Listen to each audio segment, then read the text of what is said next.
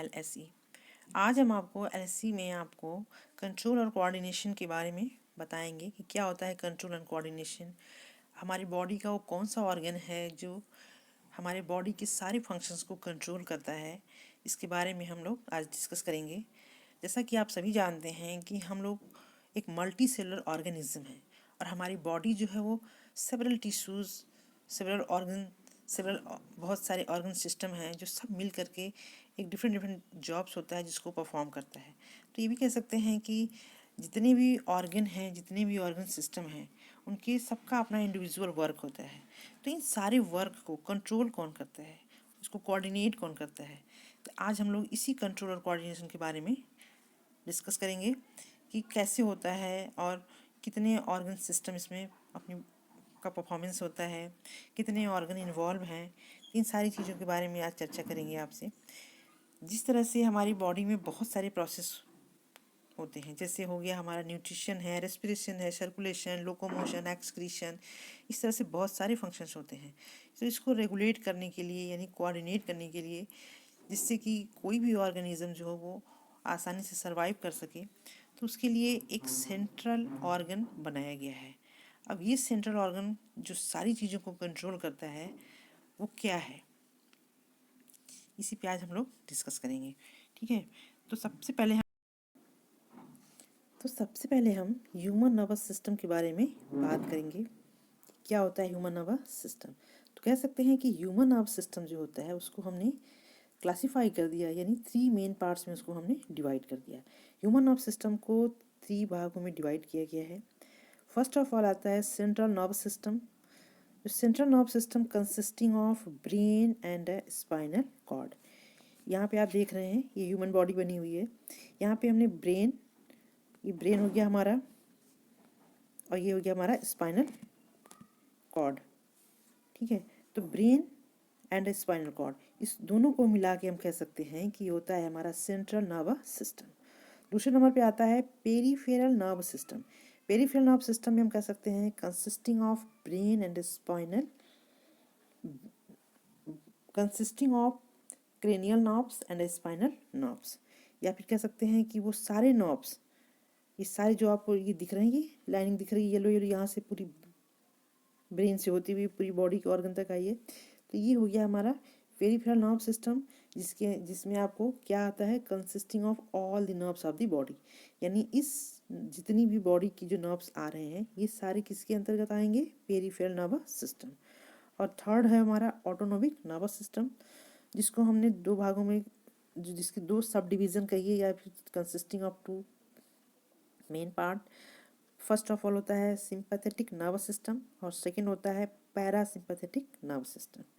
अगर हम short form में बोलें तो CNS यानी central nervous system, PNS peripheral nerve system and ANS यानी कि हमारा हो गया ऑटोनोमिक नर्वस सिस्टम। तो ये हो गया हमारा nervous system, human nervous system. अब हम बात करेंगे कि हमारी पूरी बॉडी को कंट्रोल कौन करता है। तो कह सकते हैं कि सेंट्रल नर्व सिस्टम जो है वो हमारी पूरी बॉडी को कंट्रोल कर सकता है।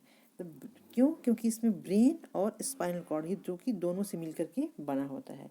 तो it is control centre of all body function, यानी सेंट्रल नर्वस सिस्टम ही वो कंट्रोल सेंटर है जो पूरी बॉडी के फंक्शन को क्या करता है, कंट्रोल करता है। तो यहाँ पे आपने देखा कि ब्रेन और स्पाइनल कॉर्ड, ये हो गया हमारा ब्रेन, और यहाँ से एक पीली डंडी दिखाई दे रही है ये, और इसमें बहुत सारे ब्रांचेस बने हुए हैं। ये सारे क्या है, हमारे नर्व्स हैं। ये हो गया हमारी डंडी पीली, क्या हो गई, स्पाइनल कॉर्ड। ये ब्रेन से अटैच है बिल्कुल, यहाँ से ब्रेन हो गया ये, और ये हो गया हमारी स्पाइनल कॉर्ड। अब इस स्पाइनल कॉर्ड में जितने भी ब्रांचेस निकले हुए हैं, ये सारी लाइनिंग आपको दिखाई दे रही है, ये सारे क्या हैं, ये सारे नर्व्स हैं। ये सारे नर्व्स हैं जो बॉडी के मैसेज को ब्रेन तक लेके जाते हैं। जितने भी जो भी प्रोसेस होती है, या फिर हम कह सकते हैं कि ये हमारे ट्रांसमिट करते हैं। क्या ट्रांसमिट करते हैं? जो भी मैसेज इनको रिसीव होती है उसका ये ट्रांसफॉर्मेशन का काम करते हैं। तो ये हो गया हमारा सेंट्रल नर्वस सिस्टम। अब हम पढ़ेंगे ब्रेन की बात करते हैं। The human brain is the main control centre of nervous system. In human का जो ब्रेन होता है वही मेन कंट्रोल सिस्टम होता है, वही हमारी बॉडी के सारे फंक्शन को क्या करता है, कंट्रोल करता है। यानी बॉडी में जितनी भी थिंकिंग है, फीलिंग है, मूवमेंट होता है, ये सारे जो सेंसेशन होते हैं ये सब कहाँ होते हैं? ब्रेन के माध्यम से कंट्रोल किए जाते हैं विद इन दिस। अब हम कह सकते हैं कि ब्रेन जो हमारा है वो कहाँ पे सिचुएटेड होता है, तो ब्रेन को कह सकते हैं कि brain is situated in the skull and envelope of the three membrane layer. यानी सबसे पहले कह सकते हैं कि ब्रेन जो है हमारा एक स्कल में जाके फिट होता है, जिसको हम कह सकते हैं क्रेनियम। बोन की बनी हुई स्कल होती है जिसमें हमारा ब्रेन फिट होता है, और इस ब्रेन के चारों तरफ हम देख रहे हैं कि ये थ्री मेम्ब्रेन लेयर हमें दिखाई दे रही है। ये जो थ्री मेम्ब्रेन लेयर होती है यही हमें क्या करती है कि इसको हम कह सकते हैं कि ये मेनिंजिस है। Three membrane layer is known as meninges. Meninges is filled with the cerebrospinal fluid। यानी meninges के अंदर एक लिक्विड सब्सटेंस फिल होता है जिसको हम कह सकते हैं कि cerebrospinal fluid, जो कि हमारे ब्रेन को नरिश करने में हेल्प करता है, और साथ ही साथ हमारे मैकेनिकल शॉक वगैरह जो लगते हैं ब्रेन को, जो चोटें लग जाती हैं, तो उससे वो क्या करता है, उसको सेव करता है। कैसे सेव करता है? क्योंकि ब्रेन को एक इस क्या प्रोवाइड करता है, कुशन प्रोवाइड करता है। या ये भी कह सकते हैं कि ब्रेन जो है हमारा, ये जो ब्रेन दिखाई दे रहा है एक बलून लाइक स्ट्रक्चर होती है जिसके अंदर वो फिट होता है, और उसके चारों तरफ एक लिक्विड पदार्थ होता है जिसको हम कह सकते हैं सेरेब्रोस्पाइनल फ्लूइड। और ये जो लिक्विड होता है वो फिल किसके होता है? इन बिटवीन मेनिंजेस, और मेनिंजेस के ऊपर एक कवर होती है जिसको हम कह सकते हैं क्रेनियम। तो ये हो गया हमारी ब्रेन। अब हम कह सकते हैं कि ब्रेन को यहाँ पे डिवाइड कर दिया गया है थ्री मेन रीजन। फर्स्ट हो गया हमारा फोर ब्रेन, सेकंड हो गया मिड ब्रेन, और थर्ड हो गया हाइंड ब्रेन। फोर ब्रेन को कहा जाता है कि ब्रेन का लार्जेस्ट एरिया होता है फोर ब्रेन। जैसा कि नाम है इसका फोर ब्रेन, तो ये हो गया अपर साइड, ये मिडिल साइड हो गया मिड ब्रेन, और ये लोअर साइड हो गया हमारा हाइंड ब्रेन। ठीक है, अब फोर ब्रेन को हमने डिवाइड कर दिया, यानी फोर ब्रेन जो है वो भी डिवाइड होता है। ध्यान दीजिएगा कि ब्रेन को डिवाइड किया three main region, forebrain, midbrain and hindbrain. अब फोर ब्रेन को जब डिवाइड किया जाता है तो इसके भी थ्री मेन पार्ट्स होते हैं। कह सकते हैं कि fore brain consisting of three parts. Cerebrum first हो गया हमारा, ये सेरिब्रम। सेकंड हो गया हमारा जिसको कह सकते हैं ओलिफैक्टरी लोब, और थर्ड हो गया हमारा डायोसेफेलॉन, जो कि दो भागों में डिवाइड हो जाता है। इसको हम थैलेमस एंड हाइपोथैलेमस भी कह सकते हैं। तो ये हो गया हमारा फोर ब्रेन। फोर ब्रेन जो होता है मोस्ट इम्पॉर्टेंट रोल प्ले करता है ब्रेन के अंदर। ये जितने भी वॉलंटरी एक्शन होते हैं उसको भी परफॉर्म करने में हमारी हेल्प करता है। जैसे हो गया specialisation of hearing, sight, smell. हमने भी कहा ओलिफैक्टरी लोब। ओलिफैक्टरी लोब का मतलब ये हो गया कि ये हमारे सेंस ऑर्गन ही, ओलिफैक्टरी जो सेंस ऑर्गन है वो कहाँ होता है? नोज़ में। जैसा कि आप सभी जानते होंगे कि हमारी बॉडी में 5 सेंस ऑर्गन होते हैं, nose, ears, eyes, nose, ear, eyes and skin and tongue. तो ओलिफैक्टरी की बात करें, इसके बारे में बाद में डिस्कस करेंगे। फिलहाल ये जान लेते हैं कि ओलिफैक्टरी लोब होता है जिससे हमें स्मेल के बारे में पता चलता है, वो हमारे नोज़ में पाया जाता है।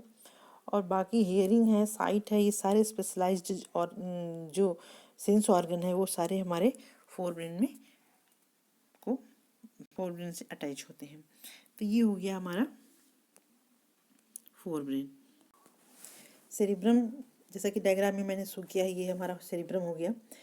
तो सेरिब्रम को कह सकते हैं कि सेरिब्रम जो है largest part of the brain, जो ब्रेन का जो सबसे लार्जेस्ट पार्ट होता है उसको हम कहते हैं सेरिब्रम।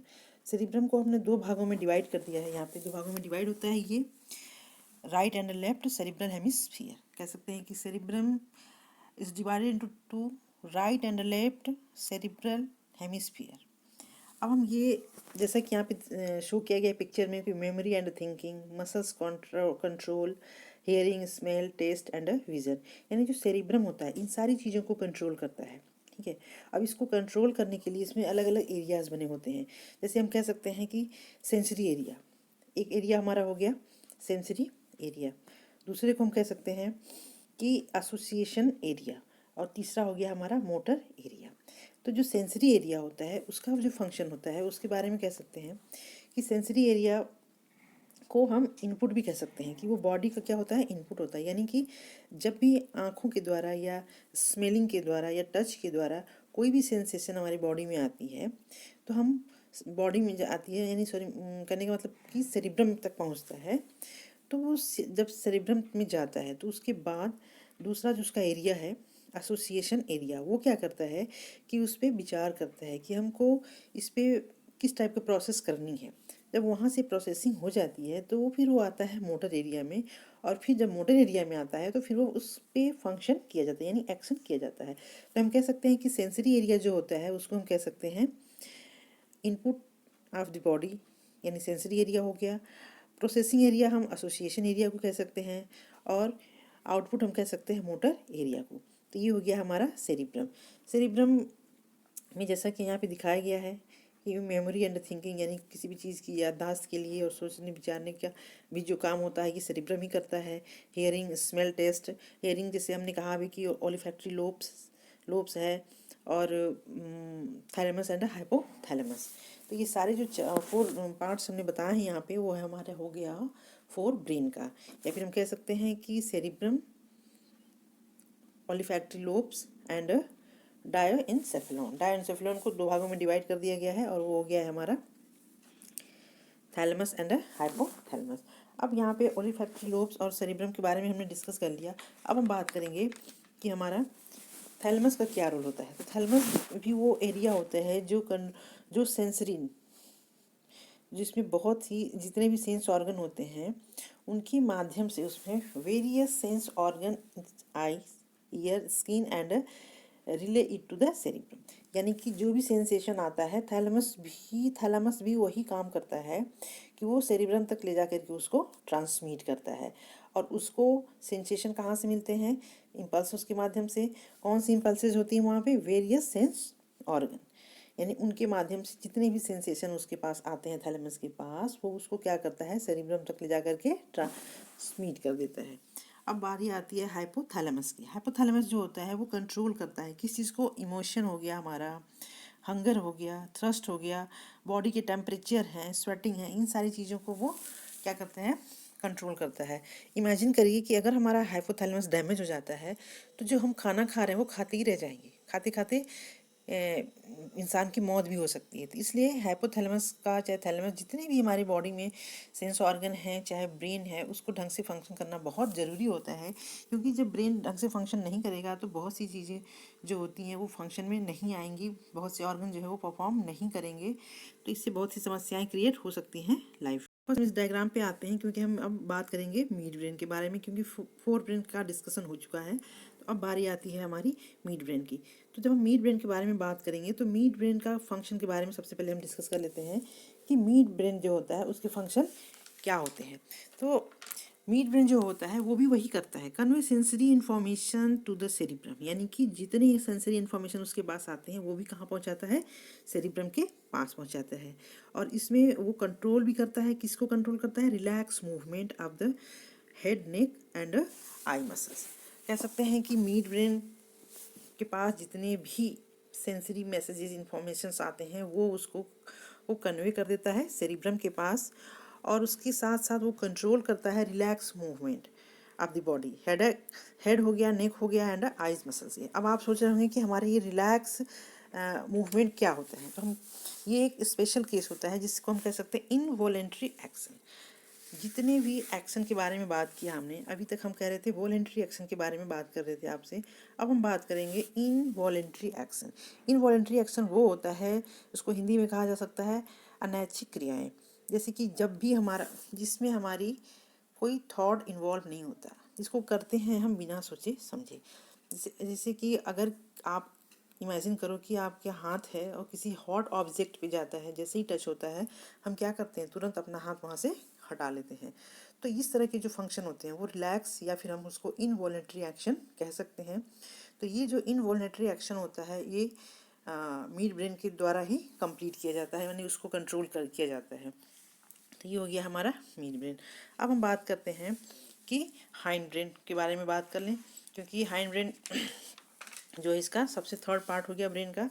तो ये हाइंड ब्रेन जो होता है ये भी डिवाइड है हमारा 3 पार्ट्स में, या 3 consisting of 3 part. Main part कह सकते हैं। पहला होता है इसका, ये है सेरिबिलियम, मेडुला एंड पोन्स।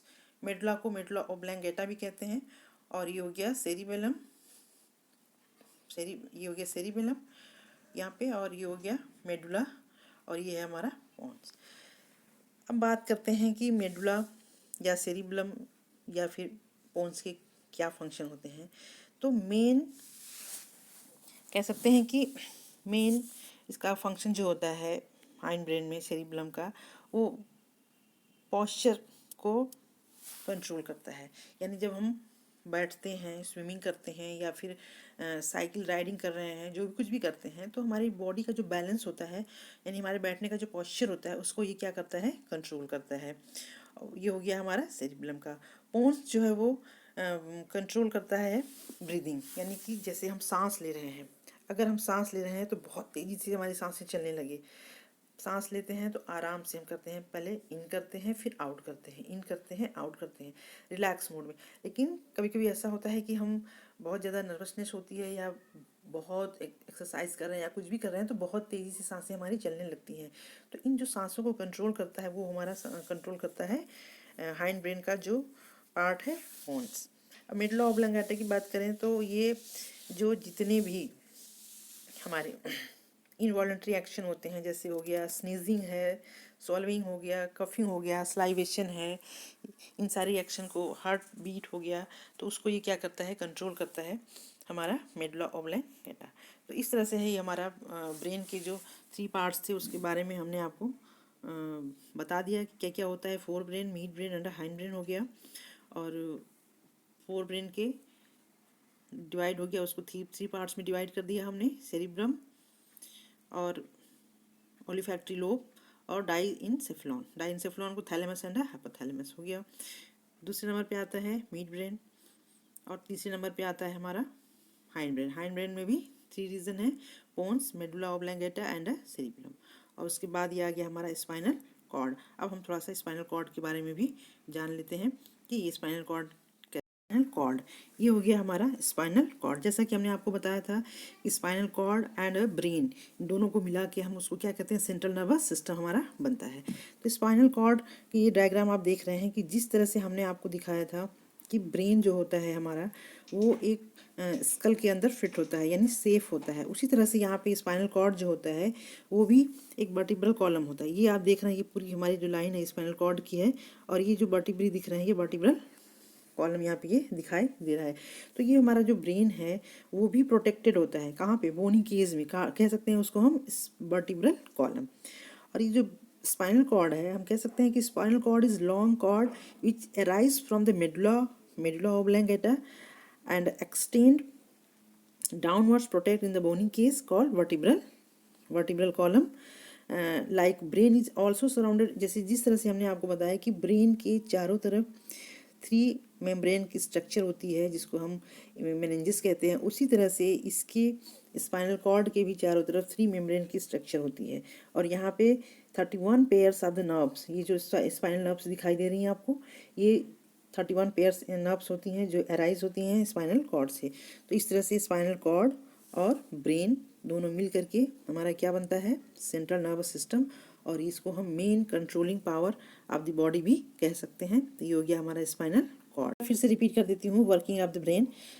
ये आप इसको स्ट्रक्चर के माध्यम से देख सकते हैं कि यहाँ पे सबसे पहले क्या होता है कि स्टिमुलस, यानी कि हमें कोई चीज़, किसी चीज़ का सेंसेशन हमारे सेंस ऑर्गन को पहुँचता है, चाहे वो सेंस ऑर्गन 5 सेंस ऑर्गन में कोई भी हो सकता है, नोज़ है, ईयर है, टंग है, आइज़ है, स्किन है। जब वो सेंसेशन सेंस ऑर्गन के पास आता है तो वो सेंस ऑर्गन जो होता है वो मैसेज कहाँ पे रिले करता है, सेंसरी नर्व्स के माध्यम से मैसेज कहाँ जाता है, हमारे सेरिब्रम में, यानी फोर ब्रेन का वो पार्ट्स जो सबसे लार्जेस्ट एरिया है जिसको हम कह सकते हैं सेरिब्रम। यानी हमारा जो सेंसरी नर्व्स है वो मैसेज को ले जा करके सेरिब्रम में छोड़ती है। अब सेरिब्रम का हमने आपको पहले बताया था कि सेरिब्रम के 3 एरियाज होते हैं। सबसे पहले हमने कहा था sensory area, association area and motor area. अब जो होता है मैसेज हमारा ब्रेन का जो सेंसरी एरिया है उस मैसेज को रिसीव करता है, रिसीव करने के बाद उसको प्रोसेसिंग में लाने के लिए वो किसको देता है, एसोसिएशन एरिया को। एसोसिएशन एरिया जो होता है उस पर थोड़ा क्विक रिस्पॉन्स करता है, और उसके बाद वो मैसेज कहाँ पे जाता है, हमारे मोटर नर्व्स में, ये कह सकते हैं मोटर नर्व्स के पास ये मैसेज जाता है। ये हो गया हमारा मोटर नर्व्स, और उसके बाद उस पर सुटेबल एक्शन होता है, यानी मसल्स बॉडी पार्ट यानी बॉडी के पार्ट्स के द्वारा उस पर एक्शन होता है और बॉडी एक्ट्स अकॉर्डिंगली, यानी बॉडी जो है उसके अकॉर्डिंग उस पर एक्शन तुरंत करती है। तो इस तरह से ब्रेन हमारा जो होता है वो फंक्शन करता है। ये मैंने आपको फिर से इसलिए बता दिया ताकि एक बार फिर से रिवीजन हो जाए, और ये चीज़ें जो कि थोड़ी टफ हैं, बार बार भूल जाती हैं, तो इससे आपको यहाँ पे हमने एक बार फिर से आपको 3 main parts of the brain, यानी कि अब तक मैंने जितने भी ब्रेन के पार्ट आपको बताया उन सब में जो सबसे मेन इंपॉर्टेंट रोल होता है ब्रेन में जिसका, उसके बारे में थोड़ा सा मैं आपके साथ चर्चा कर लेती हूँ। सेरिब्रम के बारे में मैंने अभी आपको बता दिया कि सेरिब्रम जो होता है वो सबसे largest part of the brain है, और इसका जितने भी वॉलंटरी एक्शंस होते हैं वो सबको सेरिब्रम ही क्या करता है, परफॉर्म करता है, चाहे वो हियरिंग हो, मेमोरी हो, थिंकिंग हो, स्पीच हो, टेस्ट हो, स्मेल हो, टच हो, सारे सेंसेशन यहीं आते हैं और सारे वो एक्शन को कंप्लीट करता है। उसके बाद आ गया यहाँ पे आप देख रहे हैं क्या है, सेरिब्लम। सेरिब्लम जो है ये हाइंड ब्रेन का एक पार्ट है। तो सेरिब्लम को हम कह सकते हैं कि इसका मेन फंक्शन जो होता है वो वॉकिंग, रनिंग और जॉगिंग, साइकिलिंग, जितने भी इस तरह के फंक्शन होते हैं या बॉडी के जो मूवमेंट होते हैं उनमें वो बॉडी के बैलेंस को, बॉडी के पॉस्चर को क्या करता है, कंट्रोल करता है। ये हो गया हमारा सेरिब्लम। अब बारी आती है मेडुला ऑब्लंगेटा की। मेडुला जो है बहुत ही स्मॉल पार्ट है ब्रेन का, और इसको हम कह सकते हैं कि ये ज्वाइन करता है मेडुला हमारा, ये जो है मेडुला ज्वाइन करता है किसको, स्पाइनल कॉर्ड एंड ब्रेन को। और यहाँ पे आप देख रहे हैं कि जितने भी इनवॉलेंट्री एक्शन होते हैं जैसे heart beating, breathing, blood pressure, coughing, swallowing, sneezing, vomiting, इस तरह के सारे फंक्शन का जो कंट्रोल होता है वो हमारा कौन करता है, मेडुला ही करता है। तो इसी के साथ मैं कह सकती हूँ कि हमारा ये nervous system, human nervous system आज कंप्लीट हो गया, और उम्मीद करती हूँ आपको समझ में आया होगा। मिलते हैं नेक्स्ट वीडियो में, तब तक के लिए